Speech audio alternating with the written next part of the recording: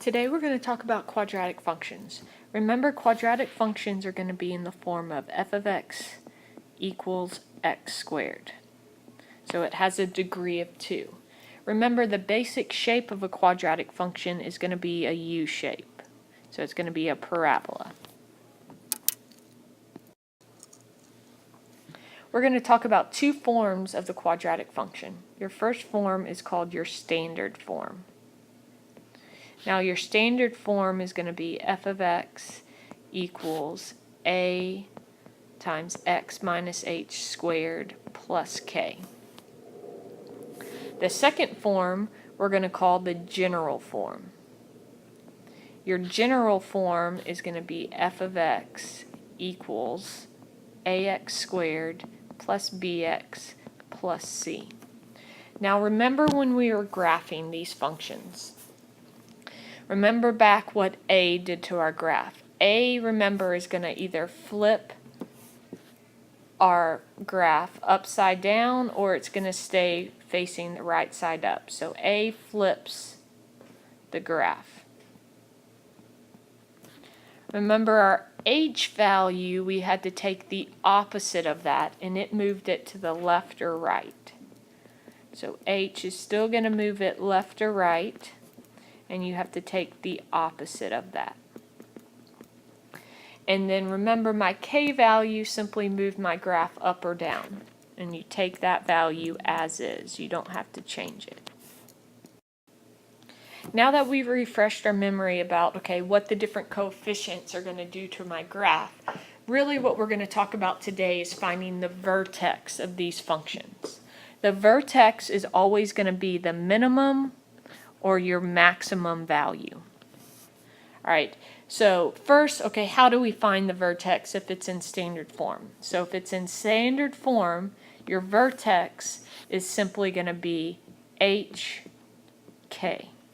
So I just take my h value as my x, my k value is going to be my y value. Now for the general form, it's a little bit more complex, but not too much. Your x value is going to be negative b over 2a. Your y value is you're going to take whatever you got for x and you're going to plug it into the function, and that will give us our vertex. Now the last thing that we're going to need to determine is whether the vertex is going to be a minimum or maximum value. Well, it's going to be a minimum when your a value is positive, because if your a value is positive, this is what your graph would look like, and the vertex is at the bottom. Now if it's a maximum, your a value is going to be negative. Remember, it's going to flip the graph upside down, so now your vertex is at the top, so that would be a maximum value. Now let's take a look at a couple of examples. So let's look at the first example. All right, the first example right here is in standard form. So standard form, we said my vertex is simply going to be hk. So we have to take the opposite of 2. Okay, so, opposite of negative 2. So if I get that, my x or my h is going to be 2. And then I'm going to take my k value as it is. So my vertex is going to be 2, negative 1. And then we have to determine, is this going to be a max or min? I look at my a value, which is positive. So we said if my a value is positive, it's going to be a minimum. So this would be a minimum value. So let's take a look at number 2. All right, number 2, I take the opposite of my h, so that would be negative 2. I take my k value as it is, so 3. So my vertex is negative 2, 3. I look at my a value, which in this case is an understood negative 1. So it's an understood negative 1. So that means it is a maximum, since my a value is negative. All right, notice these two equations are not in standard form. They're in what we call general form. So the first thing we want to do is label our a, b, and c. My a value is 1. My b is going to be 3, and your c is negative 18. Now, first thing we're going to figure out is what is my x value. Well, I plug into negative b over 2a. So it's going to be negative 3 over 2 times 1, which gives us negative 3 over 2. Now to figure out my x, I figured out my x, now I need to figure out my y. You're going to take negative 3 halves and plug it into f. So it would look like negative 3 halves squared plus 3 times 3 halves minus 18. So I plug that in, and what I would do is I would just type that straight into your calculator. You're going to get a decimal, which should give you negative 20.25.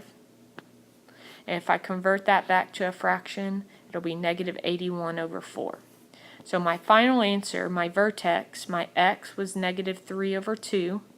My y was negative 81 over 4. Then the last thing we need to figure out is whether it's a min or max. We still look at my a value.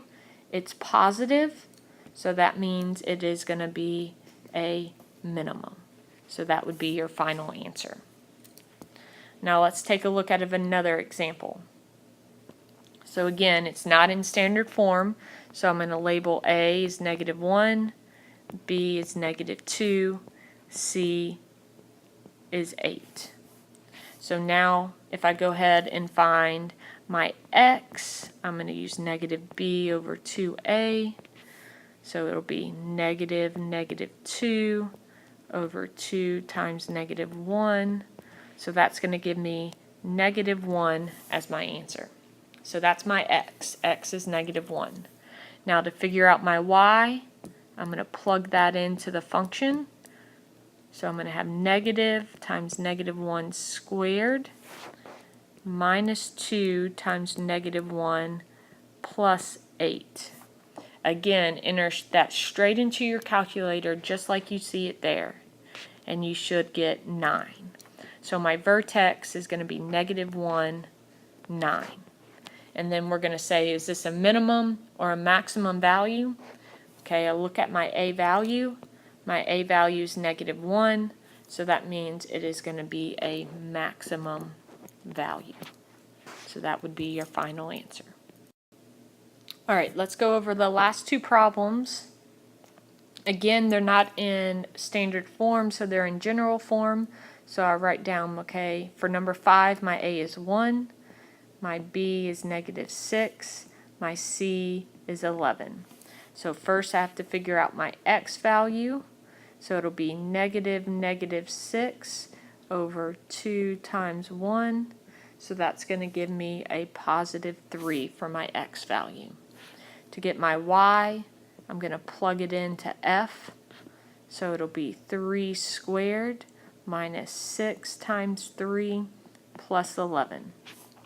So again, we can go ahead and type that into our calculator. And we should be getting 2 when we type it in. So my vertex is going to be 3, 2. And then I look at my a value. It's positive, so it's going to be a minimum. So 3, 2, and it's a minimum would be my final answer. All right, last one. So I look at 6. It's not in standard form, so it's in general form. So my a is negative 3, my b is 24, and my c is 50. So again, I start off by finding my x value. So it's negative 24 over, negative 24 over 2 times negative 3. We should be getting 4 for my x value. Now again, I plug that into f. So it'll be negative 3 times 4 squared plus 24 times 4 plus 50. So if I enter that straight into our calculator, you should be getting 98. So my vertex is going to be 498. And it's, again, I look at my a value. My a value is negative, so that means it's a maximum value. So that would be your final answer.